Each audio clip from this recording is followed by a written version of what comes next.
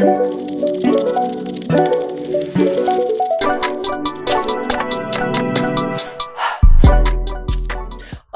so we're back for episode 15. Amazing. I can't believe we've already done 15 episodes already. Yeah, it's crazy. It's Yeah. crazy to me. On episode 14, we explored how to build a B2B referral program that actually works, not just vague share this link programs, but systems that turn loyal customers into your most effective salespeople.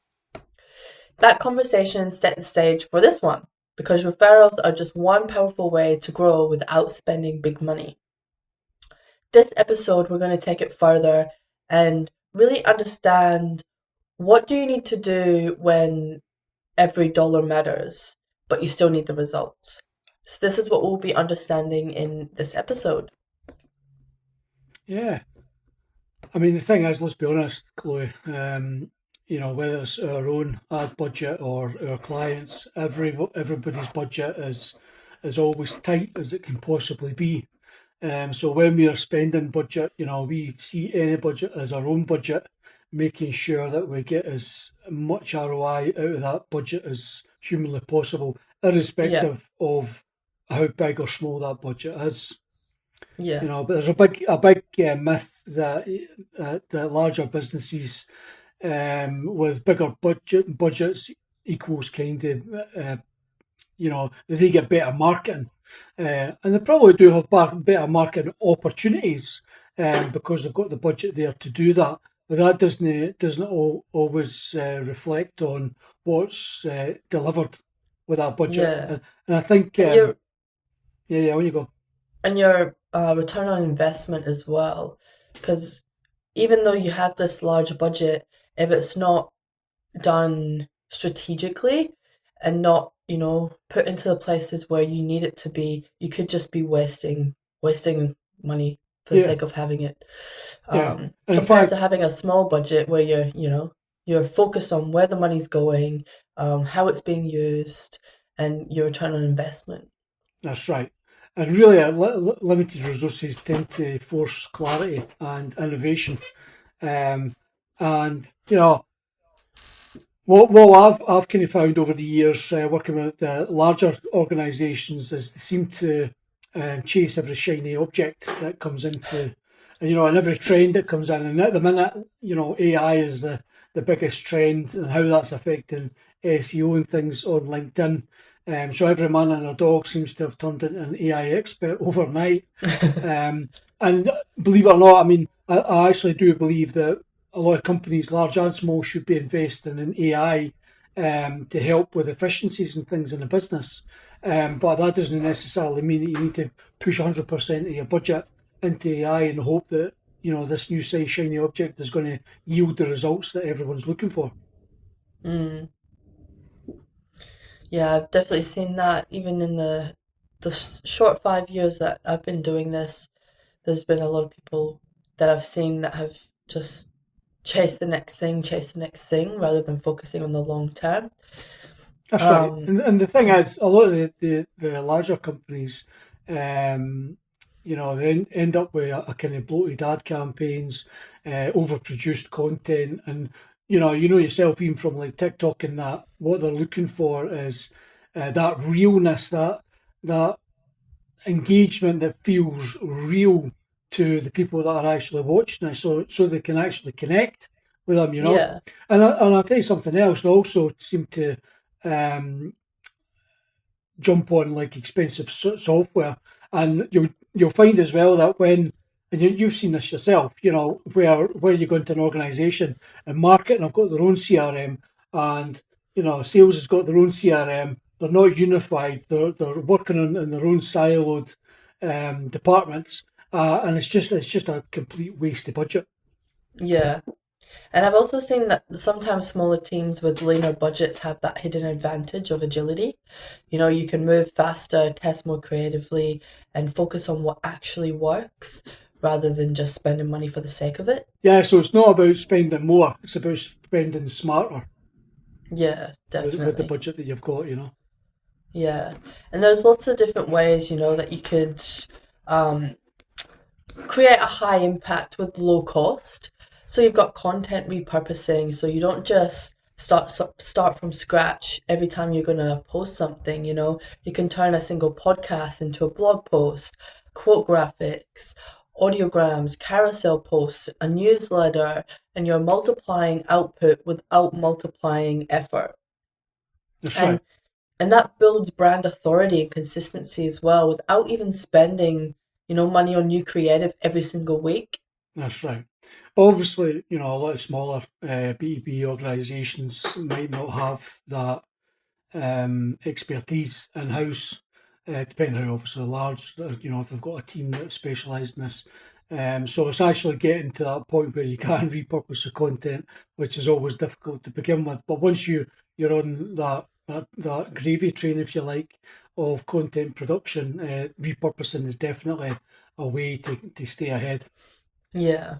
And the thing is, once you've got the content in place, you can start sharing it via email marketing as well, which is still one of the most cost-effective B2B tools. You can create lead magnets that addresses specific pain points, and you can use automated sequences to nurture leads with valuable insights from the content that you're creating. And Yeah. that's just from one article, if you like, one blog post.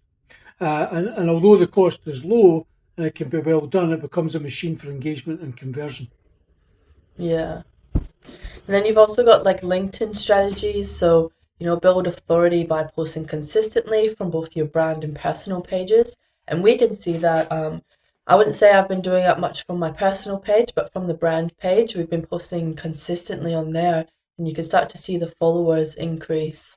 The more you share because you become the leader in that field. And you can share behind the scenes insights, lessons learned, client stories, short videos, and combine that all with manual outreach.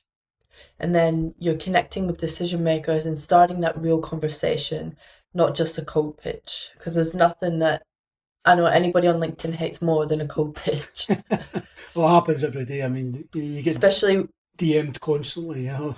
especially when you get the hi first name. It's like, oh, I've had that a few times just recently as well. yeah, I But had that. Yeah, yeah, but I mean, LinkedIn, especially for B2B organizations, they should be on LinkedIn. Yeah, you need to be there. You don't if you're not posting content, at least get involved with other people's content, other people's posts.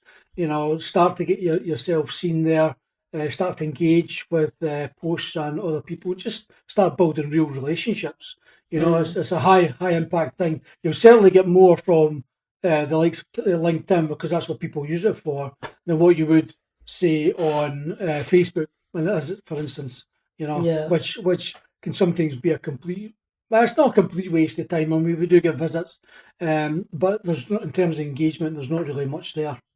mm, And I mean, that then takes us on to like another high impact strategy, which would be strategic partnerships, which is, you can find other businesses that serve the same audience but aren't direct competitors. And you can co-host a webinar, you can write some guest posts, uh, you can create like a bundled offer so that both of these are creating an offer together. And you tap into their trust and reach without spending on ads. So if they've got a larger audience. I mean, that's a fantastic opportunity right there. yeah. You've also got customer advocacy. So, if you're providing a really high-end, great customer experience, then your happy clients are going to be your best marketers. You ask for those testimonials, create case studies from, the work you've done for them, or even get them to create user-generated content. Feature them in email newsletters or your website, and that will help you build credibility, and it costs next to nothing. And I think, seeing other people's experiences with you, your business, and they're positive, that makes that person more inclined because they also want that positive experience. That's right. And a fantastic strategy here is to actually catch up with your customers, tell them you're going to be doing a post and get them to comment on that post. Yeah, Tell us about your experience on that post, especially if you're posting something specifically like a testimonial from a particular client, then they can jump on and reiterate what they've said previously, and just tell people why. And if you can get them on video, even better. Yeah. Now we mentioned earlier that some some businesses are paying, crazy money for different softwares and that. So we've got a little section for chosen tech for, teams where you've got that lean budget. So there's an affordable CRM and automation. You can use tools like HubSpot Starter, Zoho CRM, or MailerLite to automate leads, follow up, and track engagement. Now I use Zoho Invoices for my modeling stuff, which is free. Super simple to use, easy if you're just starting and you don't have the budget to be investing in, these maybe like what QuickBooks, or you can't afford that monthly subscription. Start off with the free ones that you can get, or the cheaper ones. You don't need a Salesforce level complexity so early on, and you can combine email, lead scoring, and segmentation for a fraction of the cost. That's right. You've also got applications such as Motic, for instance, which is a marketing automation platform that has combined email, lead scoring, and segmentation in it. Now, I'd like to say that the application is an open source application, so it's free, but you still need to get it installed, upgraded, and managed, and things like that. So there is still going to be a kind of cost involved there. Um, Other things as well, you've got content creation tools like Canva for graphics, you've got Notion and Trello for planning, you've got CapCut and Descript for video editing, and these tools level the playing field for like especially smaller teams producing pro quality content, because that's always the hard thing sometimes. I mean, I've been there myself. That's why I tend to let designers and things like that deal with the things themselves now, because I Mm. want to make sure that we're pumping out some good quality content. Yeah, and then for scheduling and analytics, you can use Buffer, Ladder, or Metrical to schedule and evaluate your social posts. There are low-cost platforms that help you stay consistent and learn what's working.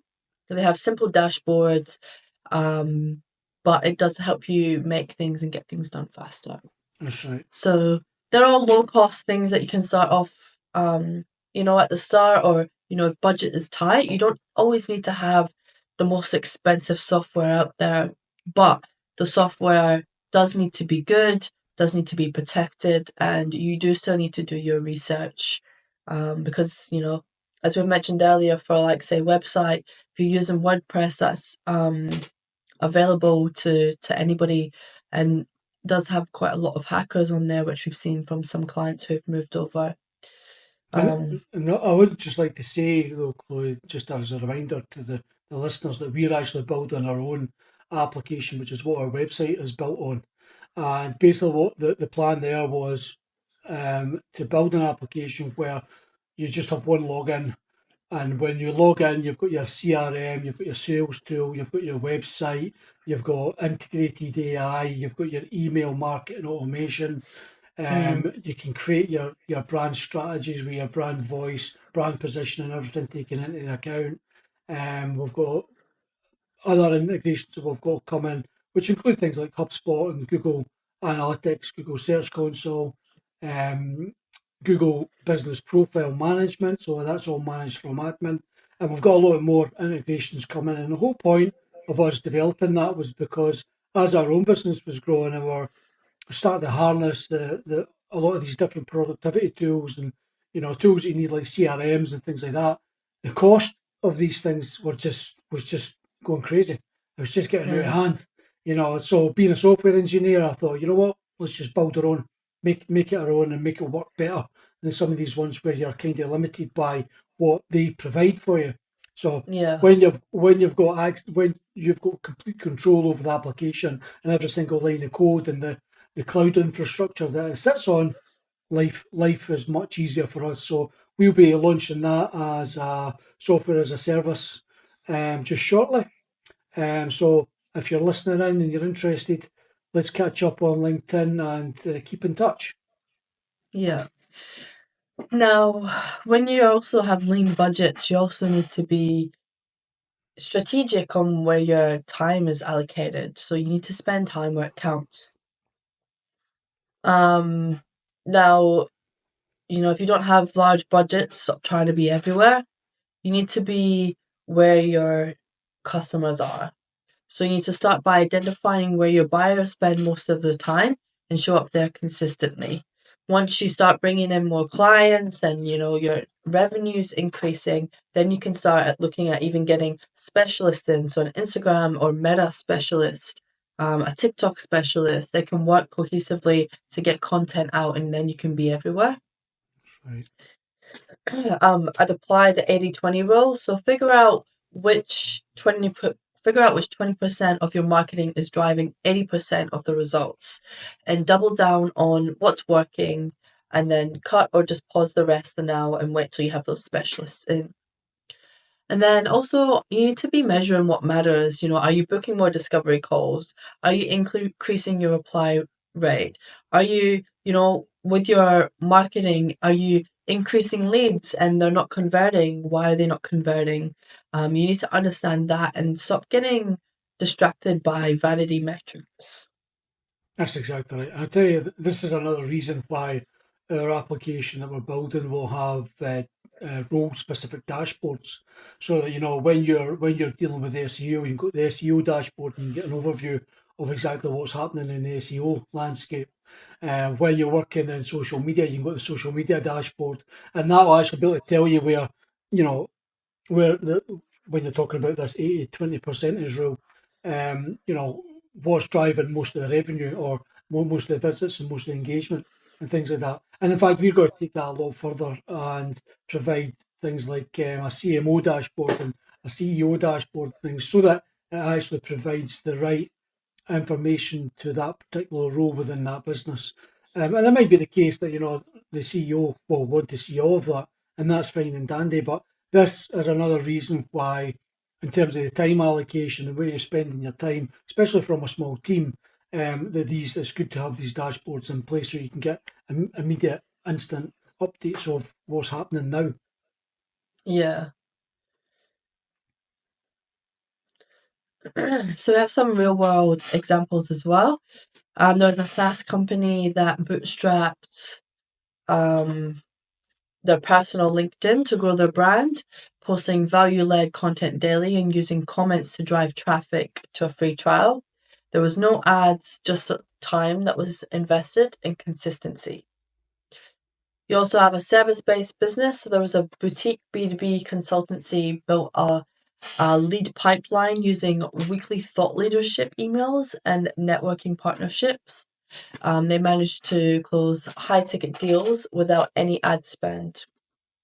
And then there's also a video personalization campaign. So one small business created custom videos pitches using Loom to reach out to target accounts. This one-to-one approach yielded 5 times more replies than just a generic cold outreach. And the thing is, we've done that for clients previously, where you're Yep. doing like a kind of mini ABM campaign, where they're creating a video and you're sending the video to them, or you're sending an image to the person in their DMs with a link to watch the video. And what happens is, because they've actually taken the time to do a video specifically for you, they've got your name and things on it, and I'm sure AI's kind of automating this kind of thing now as well. But it just makes it more personalised for people. It just makes it look like you've taken the time and you value their time as well. Yeah. So I have some actionable takeaways for you guys today.